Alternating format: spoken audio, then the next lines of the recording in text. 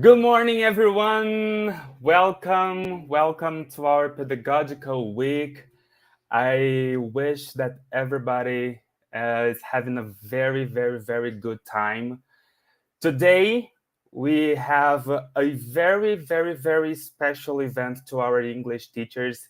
You guys know that all the English teachers, and of course all the other ones as well, they have a very soft spot in my heart. And I decided this year to have this special agenda to talk about language, to talk about teaching, and to talking about everything that concerns English teaching in our schools. Today, we have a very special guest, and his name is Jeff STRANKS, and he's one of the authors of one of the books we use in our bilingual schools, the American Think series.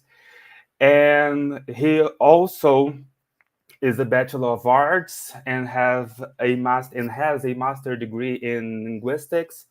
Worked for English for Cambridge University Press throughout the years, and he's here today to talk with us about going beyond language teaching and how to work with this with our teenagers. So, no more words to say. I'd like to welcome Jeff. Thank you. Hello. Good morning. Good morning. So thank you once more for being here today. We are thrilled to have the possibility to talk to you this morning. And we want to know a little bit more about you. And of course, we want to listen to everything you have to say to us. So thank you once more. And now it is with you. Okay, thank you very much, João. I appreciate that very kind introduction. Good morning, everybody. It's a great pleasure to be involved in your pedagogic week here, down where you all are. And I'd like to thank FIEP very much for the invitation, and also thank João and all of his team for their efforts in setting up this talk for me, and their patience with my lack of technological skills, which I hope aren't going to damage things too much. I hope now I can share my screen with you. And here is the title of my talk. As João mentioned, what I would like to talk about this morning a little bit, we have about an hour, the title suggests exactly what I want to talk about: going beyond language with teenagers. When I started teaching, when I started in the English language teaching profession, back when there were still dinosaurs walking around on the earth, it was a very long time ago. For a long time, I think I always had the attitude that my job as a language teacher was to teach language. Full stop. That was the beginning and end of my responsibilities. Over the years, and for various reasons, I've adapted that view greatly, and particularly when it comes to teaching teenagers, I think that all teachers, including English language teachers, do have responsibilities to go beyond language in certain areas. And I want to look a little bit this morning at three areas in particular. We're going to look at working with values with teenagers. We're going to look at a little bit at self-esteem, and a little bit also at the area of critical thinking. So, teenagers, We very easily, I think, I'm assuming that most of you who I'm talking to, I do find this slightly strange to be talking to people I can't see, but that's what we have in these COVID days. It's very easy to get an impression of teenagers as being slightly madcap, slightly off the scale. Even films made about teenagers coming from outer space being a different set of creatures altogether from the rest of humanity, and in certain respects they are, of course. I did also come across something that amused me some while ago, just to share with you, a poster that I saw asking teenagers if they're tired of being harassed by their parents and telling them what to do. Act now, move out, get a job, pay your own bills. But it doesn't finish there. The final line of this poster says, do it while you still know everything. And there is a certain sense, I think, that teenagers do think that they know everything. We see this very often in classrooms. There's nothing much that teachers can tell them. But it's important, of course, always for all of us to hang on to certain thoughts about teenagers. And the most obvious one, of course, is that they are in that phase of being between, they're no longer children, but they're not yet adults. This means that it's a very important period in anybody's life, and a very flexible and a very plastic one, and one which offers people involved in education enormous possibilities, I think.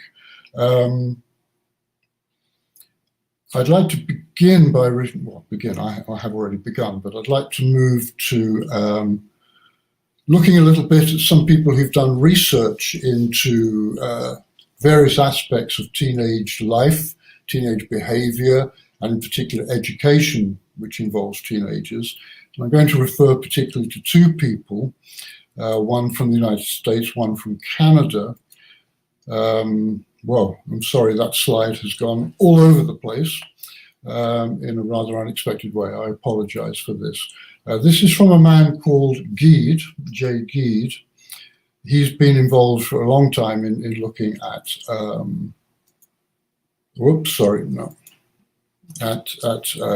the teen brain in particular.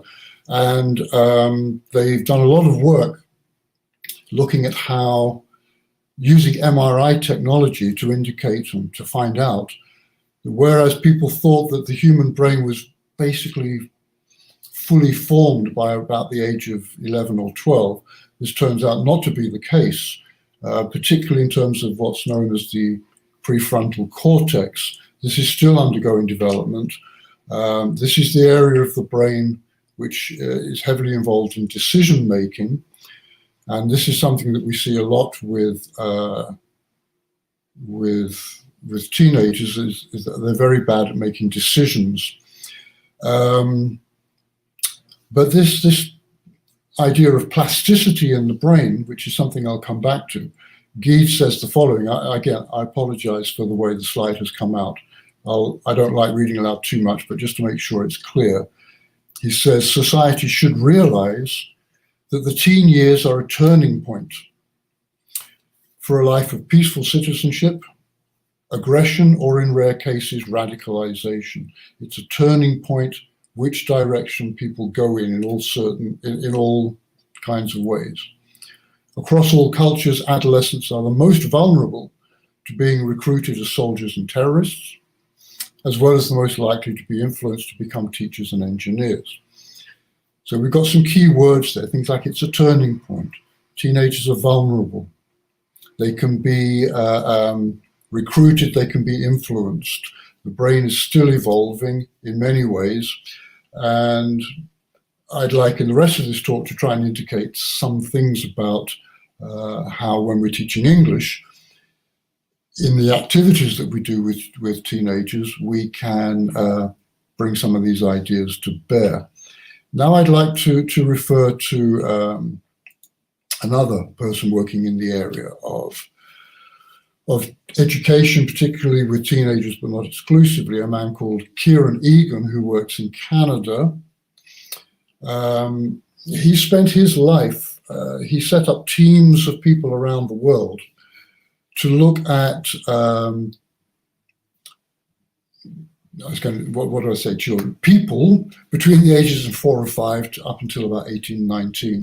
And he got collaborators all over the world in different cultures and different countries, talking to teachers, talking to teenagers, talking to children, talking to parents, to try and get an idea of commonality. What do younger children have in common? What do they respond to? What do younger teenagers and older teenagers have in common? What do they respond to? And he came up with basically 3 ages, 3 stages of development, from children to young adult. You can see them there. I won't go through them, reading them aloud. He's given them slightly strange terms, which we don't need to go into. He calls them mythic, romantic, and philosophic. I'm particularly interested, as we're talking about teenagers, these are only very general age groups, by the way. I'm particularly interested in stage 2, between the ages of roughly 10 to roughly 15. We all know that teenagers develop at different speeds. It's quite idiosyncratic. Let's look at the second age here.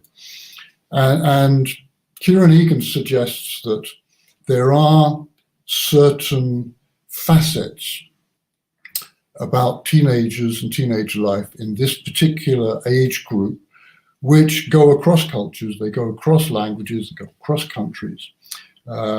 These are some of the things, and I'm paraphrasing here what Kieran Egan says, some of the things that teenagers at this stage share. They love extremes and realistic details. They're fascinated by things like the Guinness Book of Records, for example. The second thing is many teenagers have issues of self-esteem. That links to the next one, implicitly looking for a role model. They're trying to establish their own identity. They're aware they're not children anymore. They're aware they're not adults, but they're going to become adults. Where do they fit in? How do they react with their peers and with the rest of society? The fourth one in the list, finding out what their own personal values are. What do they believe in? What are their personal and social values? These are developing, these are coming through. And again, I'm having some problems with the slides, and I apologize. The last point, Kieran Egan says that teenagers respond best in classrooms, not only in classrooms, but particularly in classrooms, to certain kinds of content. And it's the content which embodies positive human qualities. Things like courage, things like perseverance, things like empathy, things like value. Did I say courage already? I can't even read the slide myself. I do apologize. I'm not quite sure what's gone. Now I've gone to the wrong slide. I told you I was a bit technologically challenged. So this is the first area that I'd like us to look at a little bit. It's the area of values. Okay. So in classrooms, and I'm speaking now also as an author of materials to use in classrooms, and with my co-authors, we've used a lot of Kieran Egan's ideas. And we try to find content, and by content here, I'm really going to mean texts for reading and for listening. Teachers can do this as well, finding their own content, looking for content which does reflect positive human qualities. And I'd like to look at an example of that. This is from Think. And the quality we want to look at here is loyalty linked to friendship, okay? And when I and my co-authors were trying to come up with, because we think friendship's a very important area to explore with teenagers, or with adults as well, for that matter. We wanted some content talking about friendship, but going beyond and showing some of the values involved in friendship. And we came across a true story about a talent show in the UK, which you may or may not have heard of. It's called Britain's Got Talent, and the man in dark glasses you can see there is fairly well known worldwide. It's called Simon Cowell. It's his show. And this text, some of you may be familiar with it, involves two teenagers who came onto the show to sing together. Okay, and there are some important aspects to this story. First of all, there's a 16-year-old girl, a 17-year-old boy. This is what they look like when they came onto the stage for their audition. He's called Jonathan, she's called Charlotte. Now, there's a couple of key things here, as I said. As you might imagine, Jonathan lacks a little bit of confidence. He's a very large guy. He's not your typical teenager in appearance. He himself says he suffers from self-confidence and self-esteem issues, but he was persuaded by his friend, Charlotte, to sing together and to go in for this competition, which they did. So when they walked onto the stage, the judges were very unimpressed by what they saw, but they were fairly impressed by what they heard, and this is what they heard. Can I play this? No. Paola, can you please play this video for me? All right, good luck. Good luck. Thank you. Thank you.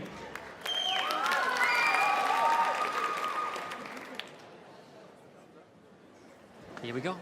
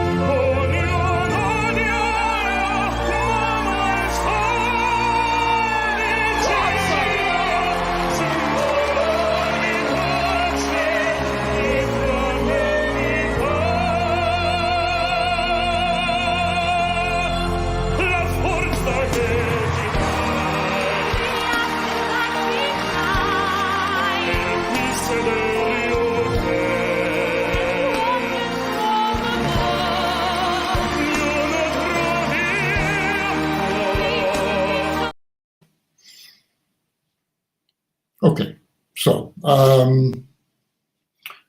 as you will have seen from that, the guy can sing, right? And what develops from in this particular occasion is that the differences in the talent became quite clear. And the main judge of the competition, Simon Cowell, made the following comment to the two of them. Now, remembering that it was Charlotte who persuaded the young man to come on to do this, to test out for this, this talent contest, one of the main judges suggested that she should withdraw and that Jonathan should continue on his own and he would have a better chance of winning. I think I'm not going to show the next video, Paolo, okay? We can skip that. And what happened when the judge said to Jonathan, okay, you're friends, but you'll have a much better chance of succeeding in this if you dump Charlotte, which he refused to do. And they continued together as a duo.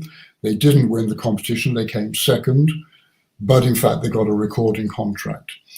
So here is some content which we as authors certainly believed would allow us in classrooms to focus on a particular human value. I'm going to go briefly back to Jay Geed in 2015, that piece that he wrote about the amazing teenage brain. And this is important. Remembering that the teenage brain is still plastic, it's still malleable, it's still forming. And he wants to indicate that constructive dialogues with teens about issues can influence development. Constructive dialogues. The examples he gives here are freedoms and responsibilities. I would go further and talk about any human values. So with a story like the one we've just briefly looked at, if the value is friendship and loyalty, we can perhaps, as we develop our English language class, as we find activities for students to do, we can perhaps encourage them also to consider that particular value, and that's what we do. But it's important also not to, if we're going to work with values in the classroom, something I think anyway, is that we should investigate values with teenagers and do everything we can to avoid imposing them. Of course, all over the world, there are political systems, there are particular cultures in countries where certain values are not expected to be investigated, and in fact are not allowed to be investigated. But fortunately, I think we live in a culture where we can. So to investigate this particular value of loyalty, we have a small exercise. And the first thing that the kids have to do, our teenagers, is choose the best way to finish a sentence about the story that we've just had a look at very briefly, the two young singers. And they're asked to say what they think out of 6 options. What does the story tell us? It's important to be what? To look good, to be good at what you do, or what? Okay, what's important? To look good, be good at what you do, come first, look after your friends. Then in activity 2, they compare this with a partner, and then we ask them to select 3 ideas from exercise 1 and put them in order of importance. Okay, now this I think is a fairly familiar kind of English language activity. They'll be doing this in English, but it is intended to go beyond just English and get teenagers simply to think about, the simple question might be, did Jonathan make the right decision? We don't actually ask them that, but that's what in effect they're doing. Should you be loyal? Is it important to be loyal? Do you look after yourself, look after your friends? What's important here? And that's what's in the book, but as ever, of course, teachers can go way beyond that. This is not in the book. If I were teaching this particular piece of material, after my students had done this particular page, I might, time allowing and other factors allowing, do some more work. And then where do we go from here? I might ask my students, do they know any other stories which have something to do with friendship, something to do with loyalty? And there are a lot out there. It could be a true story, or one that they've made up or read or in a film. I might ask them under what circumstances might loyalty to a friend not be the right thing. When is loyalty not to be expected or not earned or not deserved? I might ask them for homework or in class or in groups to write a short story about a disloyal friend or a loyal friend. So these are just my ideas, but there are all kinds of directions in which a teacher can go in the classroom. So we started from a fairly simple story about 2 kids involved in a talent show, and tried to use this opportunity through material and through our classroom activities to get learners to explore a value. And I've just used that one example of loyalty. But, excuse me, phone ringing here. I apologize for the noise. My wife will pick up in a moment. I should have unplugged, I forgot. I apologize. Okay. The other qualities like courage, like perseverance, honesty, etc., are also amenable to this kind of approach, I think. So we do language activities, but we go beyond. Okay, so that's just a little bit about using language classrooms to explore values. I mentioned at the beginning that I want to look, even if only fairly briefly, at 3 areas. So that's values. I want to look at self-esteem. I also want to look at critical thinking. So normally in a session where I can see the audience, I would ask if there's any questions or what have you. We'll move on anyway. I'd like us to think a little bit about self-esteem. And you may remember that one of the things of Kieran Egan's list, which I showed earlier on, a feature of teenage life, teenage existence, it's not every teenager, but it's quite a large number, I think, is that they have issues with self-esteem. But self-esteem, I think, and as I've said here, it's a term to be wary of. It's a term that gets thrown around quite a lot. And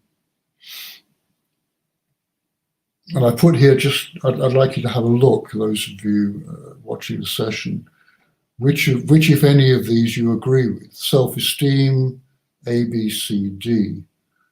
I'll just take a drink of water while you have a look at that, please. Which of those do you agree with?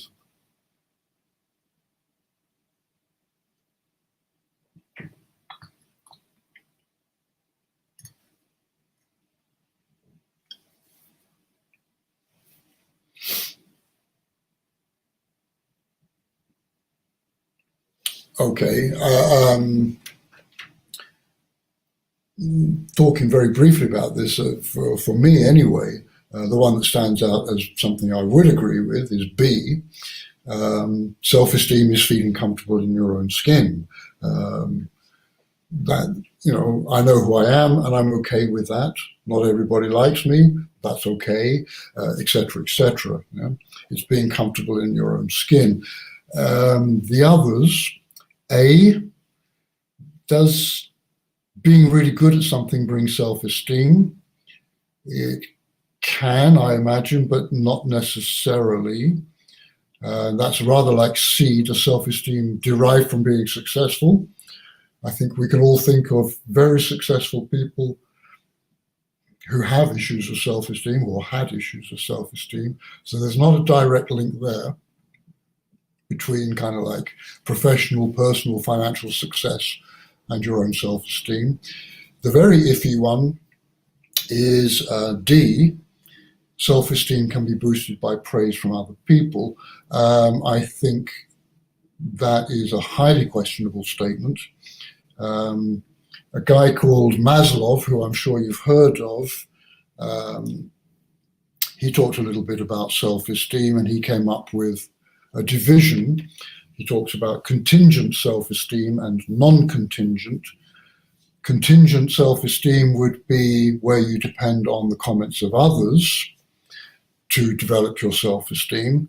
Non-contingent means the self-esteem comes from within. And personally find it very doubtful indeed that contingent praise stays around for a very long time.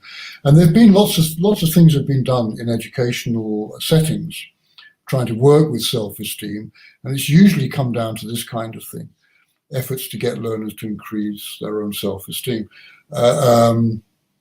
giving students badges, getting them to write things saying how wonderful they are. I am going to succeed, I'm special, I'm unique. A very notorious case of this was in California in the 1980s, I believe, when the Secretary of Education for California, a guy called John Vasconcellos, decided that they were failing in education because they weren't working enough with self-esteem. And so teachers were trained to do all of the stuff you can see on the screen here, and the kids had to write things about how wonderful they were and so on. It didn't work, not surprisingly.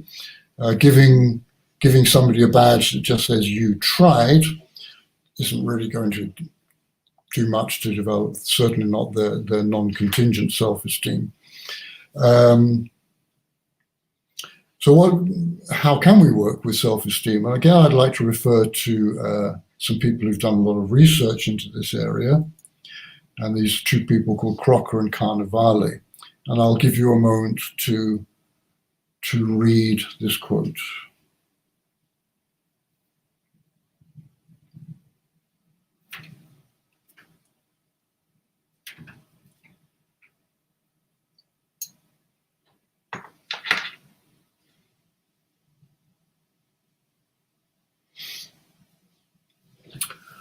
So the key thing there, very different from all of the stuff I showed before, is getting learners to concentrate on themselves, getting teenagers to think about how wonderful they are or what they're going to do or what they have done. Corcoran Carnevale, and this is the key part of this quote, I think, suggests that ironically, the best way or a better way to improve your sense of self-worth is to think about yourself less. It's actually to show compassion towards other people as well as yourself, have a less self-centered perspective. This always reminds me of, in a completely different context, something I read where someone was talking about happiness and saying that one of the best ways to become happy is to try and make other people happy. Happiness can come from trying to not develop your own happiness, but develop other people's or encourage other people's. So I think it's an important idea, not thinking about yourself so much, thinking of having a less self-centered perspective on your situation and who you are, and thinking about your relationships with other people. This also is something that I, as an author, along with my co-authors, we have taken as an important idea and tried to develop in some of the materials that we produce for teenagers. And those of you who use American Think will be perhaps familiar with some of these things. This one, as the title suggests, comes in a unit where there's been a text read about the idea of helping others, offering, accepting help. It is actually an area that teenagers sometimes have difficulty with, particularly asking for help. Can be problematical for some teenagers, I guess some adults as well. But it's an area that can be worked with, especially with teenagers. So this particular activity, I think, has many things in common with the one we looked at before, to do with friendship. Asking learners to read some statements and to see to what extent they agree or disagree with them. So we've given the 5 statements, and one thing that they have in common mostly is that each of the sentences has some relationship between me and others. So helping someone else makes me feel good, someone else and me. I help someone when they ask me to. You can always help someone else. I only help people when I think they can help me. It's that relationship between ourselves and others. And here, it's a completely open activity. The second part is simply to discuss the answers and see what they all think. But it's trying to open up this, explore an area of personal interaction with other people and how that makes you feel. Particularly number 1, helping someone else makes me feel good. You can always help other people. So I hope I've said enough to indicate that this is the kind of activity which we think can not ensure, obviously, that teenagers have more self-esteem afterwards, but it's part of a process of getting them to think about themselves and what their relationships with others are. Again, this can be taken on by the teacher. This is not in any of the materials that we've written. And then what does the teacher do? And I've thrown down some ideas here. You may well have others and may well have better ideas. It seems to me, if I were the teacher working from that material that we just looked at, I would do one or other or some of these things.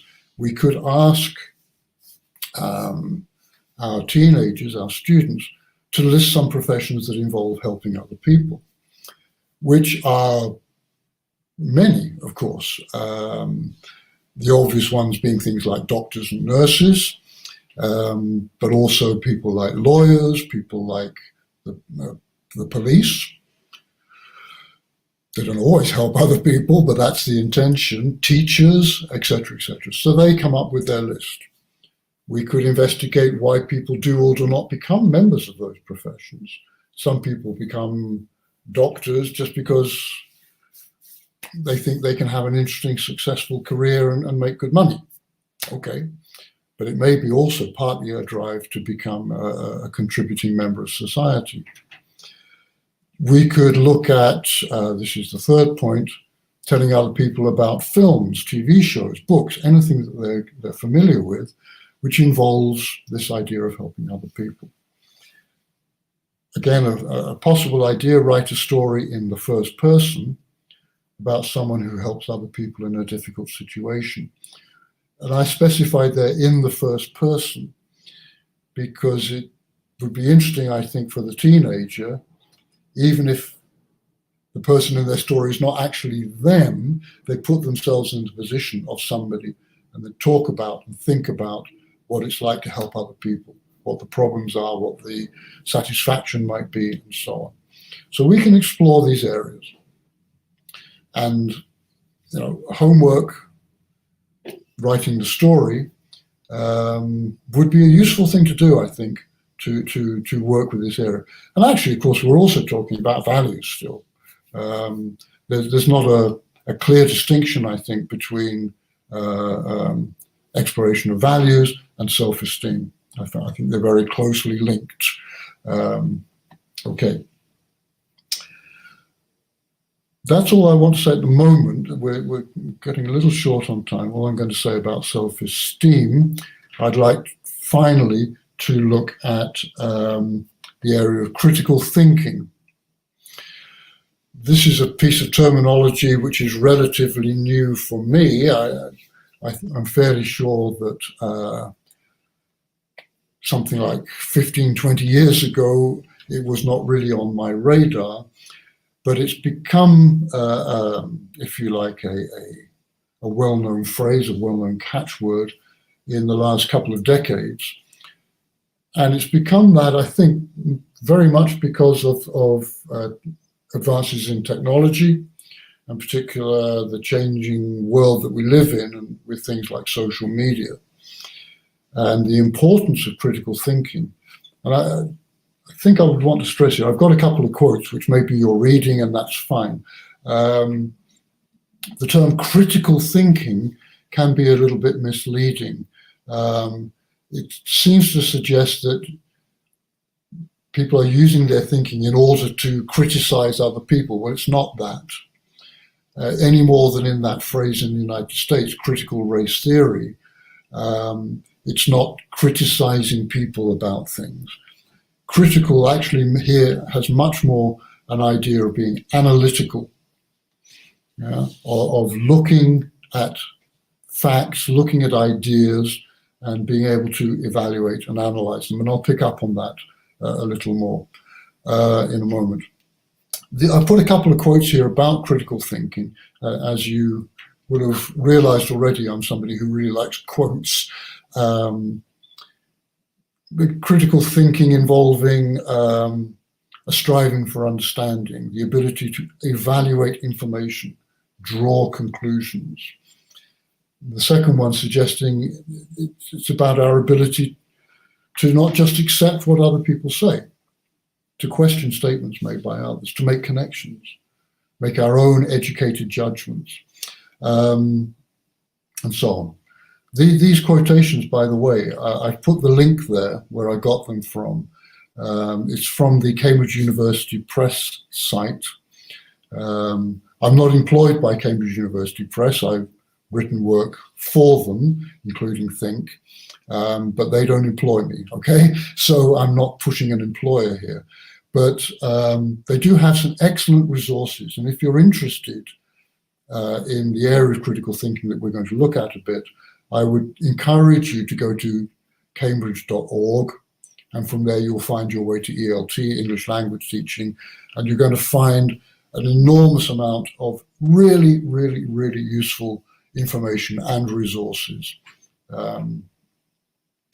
If you haven't got that link, João and his team will have these slides, so they can always pass it on.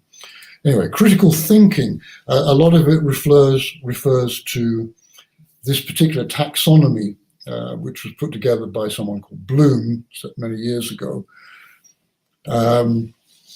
Critical thinking involves basically 6 areas: remembering, understanding, applying information, analyzing, evaluating, and then creating new works, new ideas, new thoughts, becoming an author, investigating, and so on. It's quite a useful way of looking at the area of critical thinking, I think. But the problem is it tends to suggest that there is, in teaching terms, there should perhaps be a straight progression, and that we do the remembering first, then we teach about understanding, then applying, and so on. I don't think that's right. I think it's possible and in fact desirable in our classrooms to work with any of those areas in whatever order and develop an overall greater ability in critical thinking.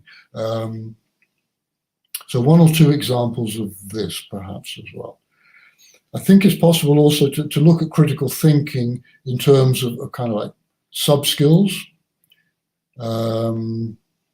Some of the things that we might use our English classroom to develop, helping learners to think for themselves. These are just some examples. Helping learners, this is terribly important, differentiating fact from opinion. Who was it who recently said, you're welcome to have your own opinion, but you're not allowed to have your own facts? It's very easy to mix them up, particularly when opinions are offered by people, and they often are, opinions being offered as if they were facts. It's important for everyone to be able to make that differentiation. It's important to be able to spot and avoid false conclusions. It's important to be able to think outside the box. I personally, this is one of my hobby horses. I think it's very important to understand what an ad hominem argument is, to spot it and avoid it. Ad hominem, as you probably know, meaning basically criticizing the person rather than their ideas. We'll have a look at a couple of examples. And also very important, I think, concurrence and causality. It's very easy when we suggest that, or we see that 2 things happen at the same time. A happened in last year and B happened last year, to assume that there's a link between them. Well, sometimes there is, but sometimes there isn't. And we need to be able to look at things that go on in the world and understand what causes what, and when there is causality and when there isn't, etc., etc. How to use our brains in positive ways, okay? So I think it's a terribly important area, as I mentioned, kind of en passant, with the exposure that teenagers now have to all kinds of in particular, social media information. Their ability to analyze, to evaluate, to differentiate, to think for themselves, in my opinion, becomes more and more important. And as educators, we need to work on that, as I'm sure people at FIEPI and other places do. We try to put some of these things into the material. Here's a piece from Think, where there's again, in the text, in the content, which is about how memories evolve in kids and teenagers as they grow up. And there is a conclusion. And there's the example there. This is in item number 4. The important thing here, though, is exercise 5. Look at the underlying conclusions which are logical, which aren't logical, and why. Now, these are fairly straightforward.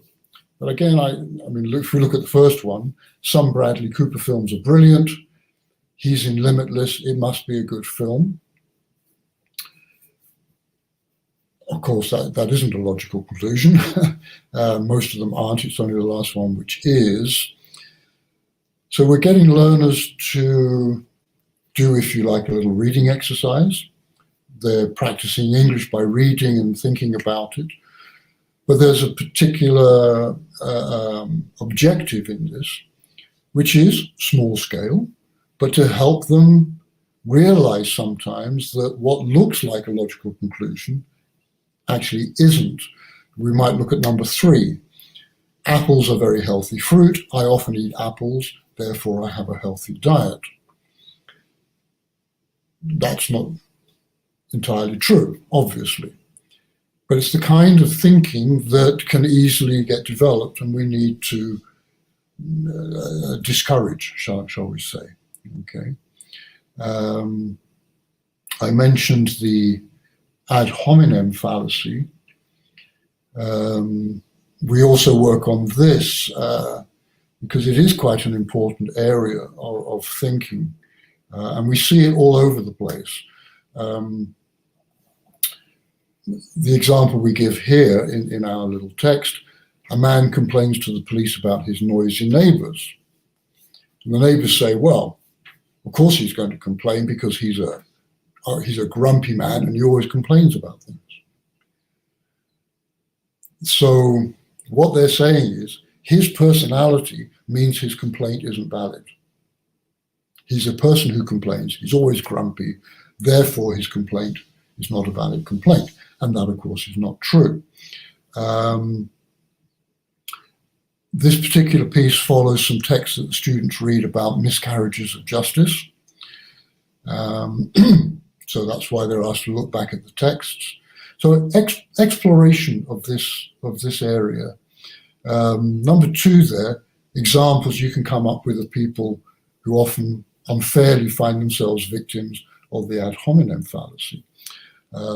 And this, I think, what we're hoping is this is material that can allow teachers in classrooms to not just do a speaking activity or a reading and speaking activity, or writing if you want to turn it into that, but to have a speaking activity which has a focus on an area of thinking that's an important area.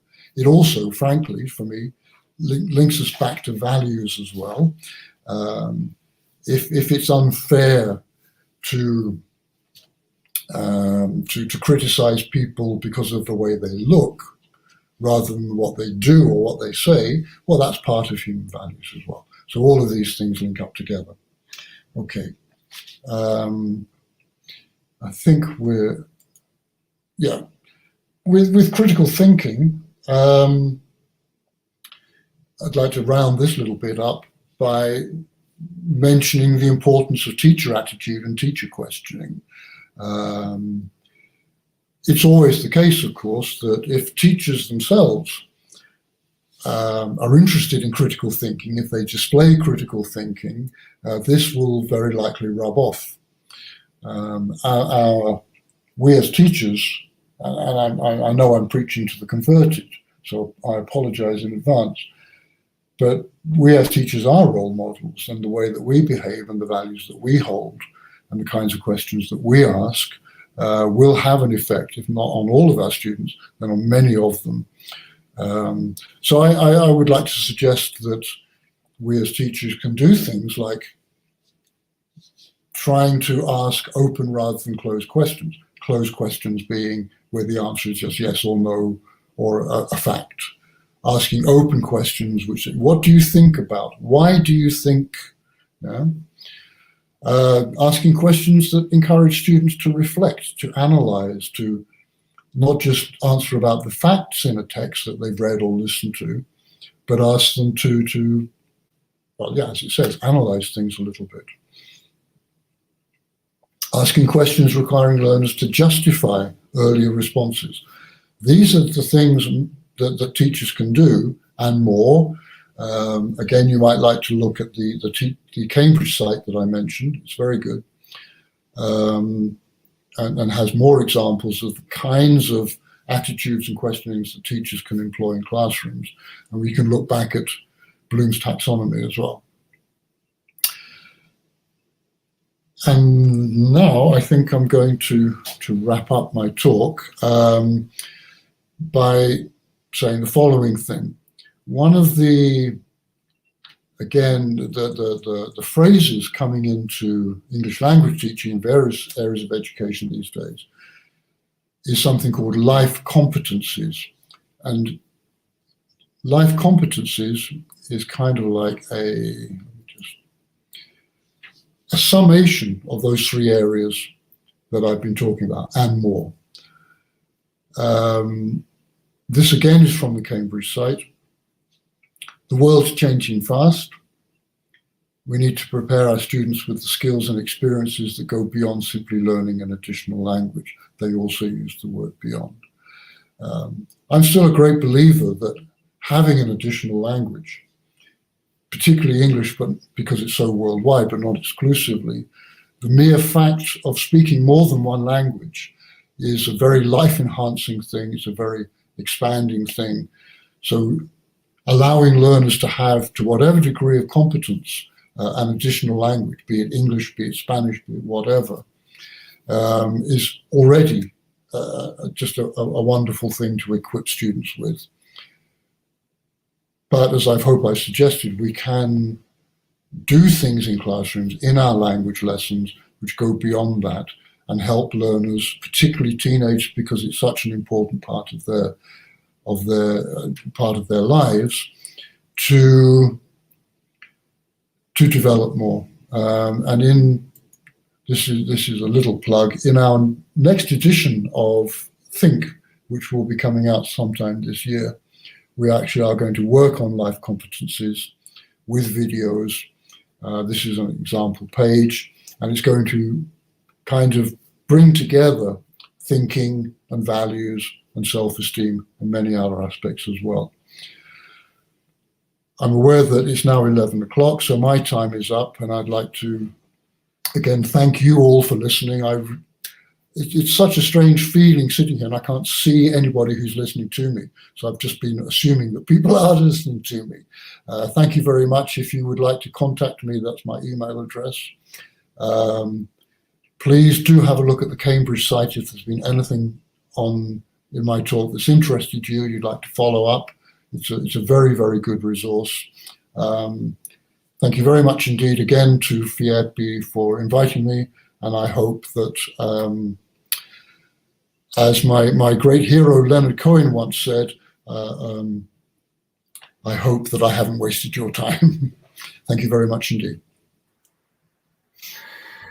Thank you, Jeff. I believe that it definitely helped us a lot and made us to think about our practices.